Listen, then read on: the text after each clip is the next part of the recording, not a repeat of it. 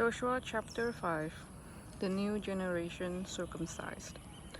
As soon as all the kings of the Amorites who were beyond the Jordan to the west, and all the kings of the Canaanites who were by the sea, heard that the Lord had dried up the waters of the Jordan for the people of Israel until they had crossed over, their hearts melted, and there was no longer any spirit in them because of the people of Israel. At that time, the Lord said to Joshua, "Make flint knives and circumcise the sons of Israel a second time."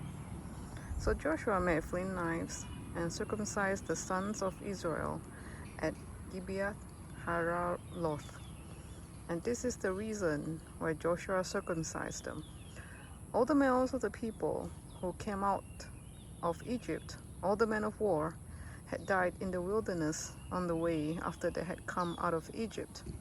Though all the people who came out had been circumcised, yet all the people who were born on the way in the wilderness after they had come out of Egypt had not been circumcised. For the people of Israel walked 40 years in the wilderness until all the nation, the men of war who came out of Egypt, perished because they did not obey the voice of the Lord. The Lord swore to them that he would not let them see the land that the Lord had sworn to their fathers to give to us, a land flowing with milk and honey.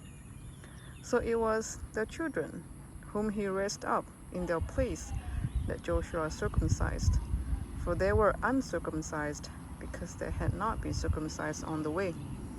When the circumcising of the whole nation was finished, they remained in their places in the camp until they were healed.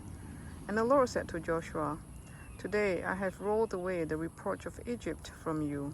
And so the name of that place is called Gilgal to this day. First Passover in Canaan. While the people of Israel were encamped at Gilgal, they kept the Passover on the 14th day of the month in the evening on the plains of Jericho. And the day after the Passover, on that very day, they ate of the produce of the land, unleavened cakes and parched grain. And the manna ceased the day after they ate of the produce of the land, and there was no longer manna for the people of Israel, but they ate of the fruit of the land of Canaan that year. The commander of the Lord's army. When Joshua was by Jericho, he lifted up his eyes and looked, and behold, a man was standing before him with his drawn sword in his hand. And Joshua went to him and said to him, "Are you for us, or for our adversaries?"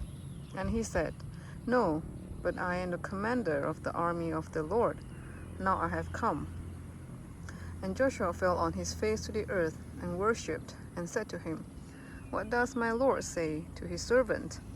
And the commander of the Lord's army said to Joshua, "Take off your sandals from your feet, for the place where you are standing is holy."